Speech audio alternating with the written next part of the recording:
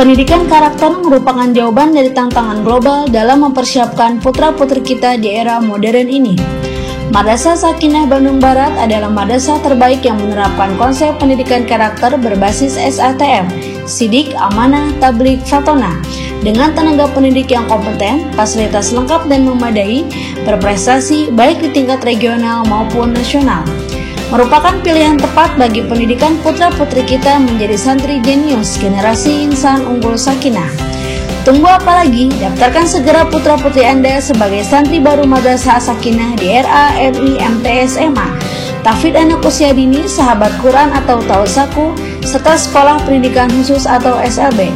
Info lebih lanjut, klik ppdb.madrasahasakinah.sch.id atau WhatsApp di nomor 0852 8222 8223. Madrasah Sakinah membangun generasi insan unggul Sakinah berkarakter SATF.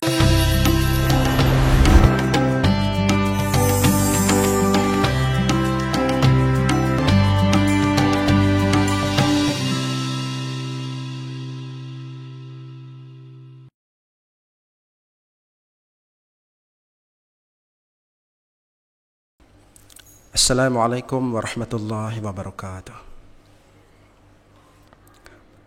Ya ayyuhalladzina amanu ista'inu bis-sabri was-salah innallaha ma'as sabirin wa la taqulu liman yuqtalu fi sabilillahi amwat bal ahya'u walakin la tash'urun wa lanabluwannakum bi syai'in minal khawfi wal ju'i wa naqsin minal amwal wal anfusi was samarat wa bassiris sabirin alladzina idza asabatuhum musibah qalu inna lillahi wa inna ilaihi raji'un ulaika alaihim salawatun min rabbihim wa rahmah wa ulaika humul muhtadun.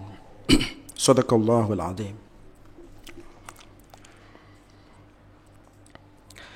Alhamdulillah, yang merupakan kalimat yang harus selalu kita ucapkan dari hati kita, dari mulut kita, sebagai rasa syukur kita kepada Allah Subhanahu wa Ta'ala karena atas limpahan rahmat serta hidayahnya kepada kita semua.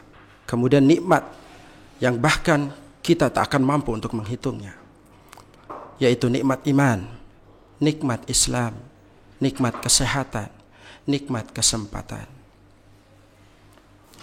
Pada bulan Ramadan tahun kali ini, alhamdulillah, kita masih bisa diberikan kesempatan sehingga kita bisa melaksanakan bulan puasa, bisa melaksanakan puasa pada bulan Ramadan tahun ini dalam keadaan sehat walafiat. Tapi sangat disayangkan sekali kita kenapa sangat sulit sekali untuk pandai bersyukur.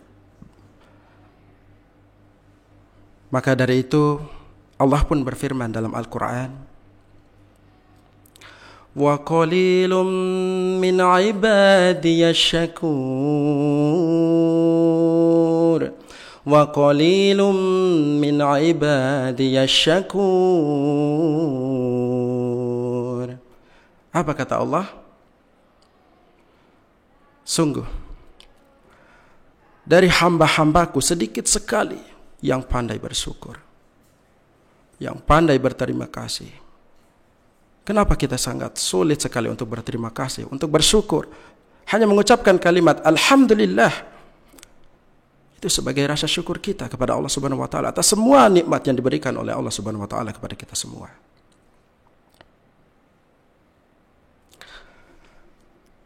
Tidak lupa pula kita haturkan salawat serta salam kepada baginda Nabi besar Muhammad sallallahu alaihi wasallam. He is the best figure for us. He was the best figure. Hadirin yang dirahmati Allah Subhanahu wa Ta'ala, dan anak-anakku yang soleh dan soleha, pada kesempatan ini insyaallah Bapak akan menyampaikan materi yaitu tentang sabar. Di antara keindahan akhlak seorang muslim adalah sabar. Sabar masuk dalam 3 keadaan. Yang pertama Yang pertama, sabar dalam mengajarkan ketaatan seperti puasa, salat, zakat, berbakti kepada kedua orang tua. Semua itu membutuhkan kesabaran. Yang kedua, sabar dalam meninggalkan kemaksiatan. Contoh, di dalam benak kita muncul sesuatu yang buruk. Jadi kita ingin melakukan sesuatu yang buruk. Tapi kita harus bisa untuk bersabar. Sabar seperti apa? Sabar untuk bisa melawannya, untuk bisa menghindari, supaya kita tidak bisa melakukan, supaya kita tidak melakukan kemaksiatan tersebut. Yang ketiga, sabar dalam cobaan harian. Jadi selama ini kita tidak sadar dengan apa yang kita lakukan selama ini. Boleh jadi apa yang kita ucapkan selama ini, apa yang kita lakukan selama ini, apa yang kita kerjakan selama ini, kita tidak tahu apakah itu Allah menyukainya atau tidak. Maka dari itu, ketika kita ada sedikit niat untuk melakukan hal yang tidak baik, contoh, kita ingin membicarakan keburukan orang lain. Tapi alhamdulillah kita bisa melawannya.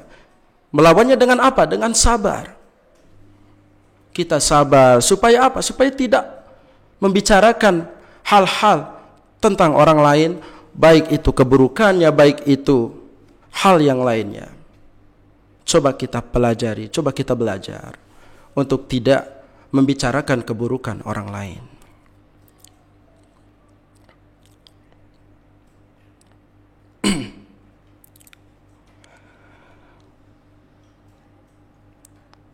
Kemudian kita bisa ngambil contoh, hadirin yang dirahmati Allah Subhanahu wa taala. Pada zaman Rasulullah sallallahu alaihi wasallam, ketika Rasulullah sallallahu alaihi wasallam hidup pada zaman dulu, kita juga tahu beliau seperti apa.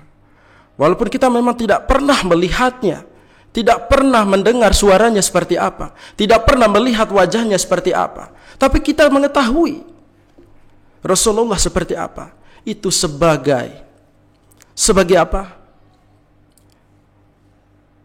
Sebagai rasa cinta kita, sebagai rasa kepercayaan kita dengan iman yang kita dapat, dengan agama yang kita dapat, itu semua dengan perjuangan beliau, yaitu agama Islam. Pernah beliau ketika sepulang dari masjid, beliau berjalan, melewati jalan pulang ke rumah. Namun di situ ada salah seorang kafir yang meludahi beliau, yang mencaci maki beliau, yang membenci beliau, menghinanya sampai menyakiti Rasulullah sallallahu alaihi wasallam. Tapi apa balasan dari Rasulullah sallallahu alaihi wasallam? Rasulullah bersabar. Beliau mendoakan yang terbaik untuk dia. Setelah itu, kejadian kedua kali, Rasulullah pulang dari masjid. Dan apa? Rasulullah bertanya-tanya, kemana orang tersebut yang biasanya meludahi saya, mencaci maki saya, menyakiti saya. Dan ternyata apa teman-teman? Orang kafir tersebut telah jatuh sakit. Apa yang dilakukan oleh Rasulullah? Rasulullah menjenguknya. Rasulullah menjenguknya, mendoakannya. Apa yang didoakan oleh Rasulullah? Mendoakan yang terbaik untuk seorang kafir tadi. Dan alhamdulillah, lama kelamaan seorang kafir tadi mau masuk Islam. Alhamdulillah. itulah kerja keras Rasulullah SAW. Dengan beliau bersabar, membuahkan hasil yang sangat baik. Kemudian, contoh selanjutnya, bisa kita contohi pada zaman Nabi, zaman Rasulullah SAW dulu. Ada salah seorang, beliau memang bukanlah sahabat Rasulullah, beliau bukanlah orang yang terkenal, tapi apa? Beliau adalah orang miskin, memang di bumi tidak dikenal, tapi apa? Di langit beliau merupakan orang yang terkenal. Siapakah dia? Uwais Al-Qarni. Uwais Al-Qarni ini merupakan seorang penggembala juga. Pergi pagi, pulang sore, kadang malam. Pergi pagi, pulang sore, kadang malam. Itulah kerjaannya. Untuk mencukupi kehidupannya. Beliau ini tinggal bersama ibunya. Tinggal bersama ibunya. Pada suatu hari, ketika beliau pulang dari menggembala, pulang ke rumah, ibu menitipkan pesan kepada Uwais Al-Qarni. Wahai Uwais, wahai anakku tercinta, ibumu ini sudah tua renta. Ibu pengen sekali pergi ke Mekah. Ibu pengen sekali pergi haji. Ibu pengen sekali pergi umrah. Tapi apa? Kita tidak memiliki apa-apa. Tapi apa ya Allah? Perjuangan Uwais Al-Qarni dengan menjanjikan kepada ibunya, insya Allah, sabar ibu, insya Allah Uwais akan mengajak ibu ke sana untuk pergi umrah atau untuk pergi haji.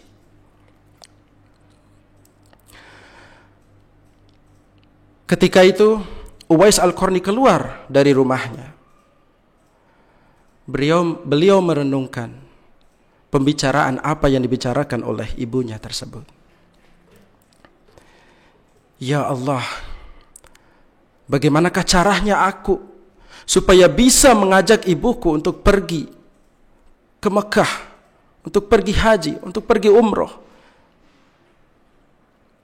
Dan muncullah sebuah ide. Uwais Al-Qarni pergi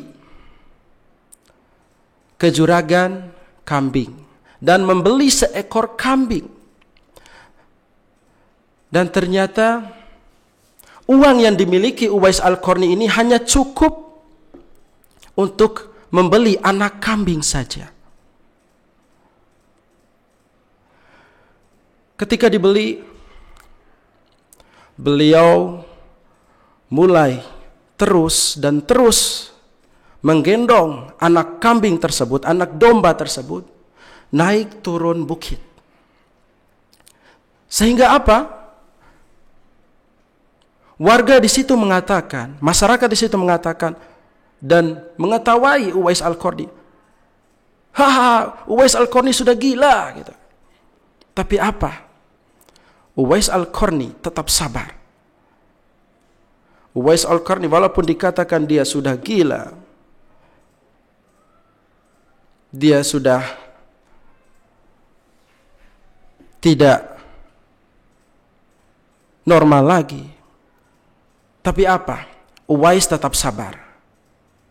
Tetap sabar. Terus Uwais naik turun bukit. Hingga tiba saatnya Uwais Al-Qarni bentuk tubuhnya alhamdulillah sudah kuat, sudah besar. Begitupun dombanya, tambah beberapa kilo. Kenapa Uwais melakukan itu? Karena Uwais bertujuan untuk menggendong ibunya tadi untuk pergi ke Mekah jalan kaki. Karena beliau tahu bahwa beliau tidak memiliki ataupun kurang ongkos, kurang biaya untuk mempergikan haji atau umroh ibunya. Dengan begitu, tibalah saatnya ketika Uwais mengajak ibunya untuk berjalan kaki menuju Mekah tanpa ada rasa lelah,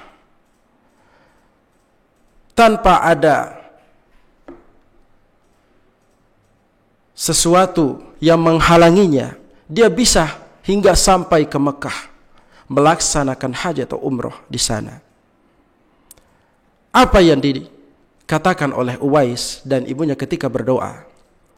Uwais berkata, beliau mendoakan untuk kebaikan ibunya. Beliau tidak mendoakan untuk kebaikan dirinya ataupun untuk kedua-duanya, tapi dia hanya mendoakan untuk kebaikan ibunya. Tapi apa kata ibunya tersebut? Wahai anakku, kenapa engkau hanya mendoakan untuk ibumu saja? Kenapa tidak untuk dirimu juga? Apa kata Uwais Al-Qarni? Cukuplah ibu yang dapat membawaku untuk kebaikan. Masya Allah. Uwais ini yang tadinya beliau menderita penyakit campak, bercak-cak putih di kulitnya. Alhamdulillah ketika beliau mengangkat tangannya dan berdoa di Mekah, seketika penyakitnya tersebut hilang, sembuh. Allah hanya meninggalkan satu tanda saja, bercak putih di telapak tangannya.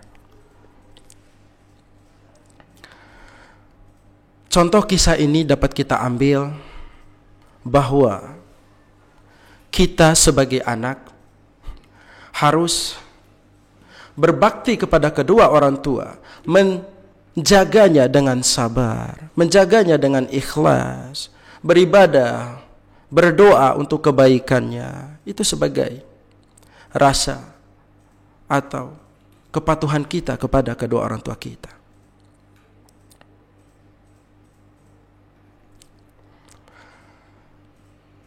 Hadirin yang dirahmati Allah Subhanahu wa taala dan anak-anakku yang soleh dan soleha, gunakan kesempatan dengan baik. Bagi kalian yang masih memiliki kedua orang tua, yang masih memiliki ibu dan ayah, silakan lakukan yang terbaik untuk kedua orang tua kalian. Jangan membuat mereka menangis, jangan membuat mereka terluka. Silakan jangan lupa untuk bersabar. Bersabarlah untuk menjaganya. Bersabarlah untuk menyayanginya. Jangan pernah menyakiti beliau-beliau. Karena kalian harusnya bersyukur dan masih beruntung orang tua kalian masih ada. Gunakan kesempatan ini dengan baik.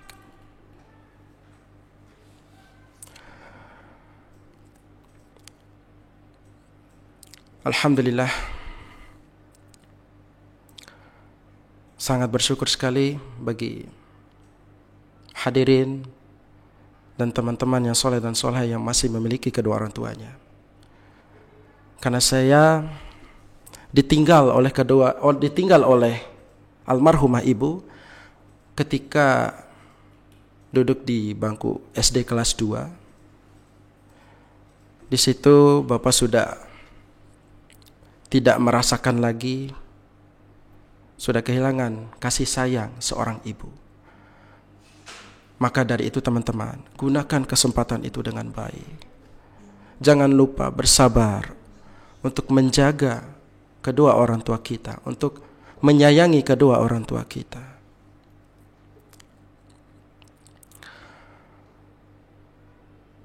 Firman Allah Subhanahu wa taala dalam surah Al-Baqarah ayat 153. A'udzu billahi minasy syaithanir rajim. Ya ayyuhalladzina amanu ista'inu bis-sabri was-salah. Innallaha ma'as-sabirin. Hai orang-orang yang beriman, Mohonlah pertolongan kepada Allah dengan sabar dan salat. Sesungguhnya Allah beserta orang-orang yang sabar. Alhamdulillah. Cukup sekian yang dapat Bapak sampaikan.